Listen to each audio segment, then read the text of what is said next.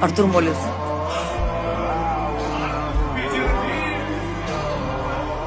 Я честно? Так тебе и надо, дебил. Вы испугались? Знаете, что обидно? Артур, да! Потому что карма настигла Пивола. Иди к своей Мармаре. Вот мое истинное лицо. Нет, честно, иди к Мармарихе. Я была права.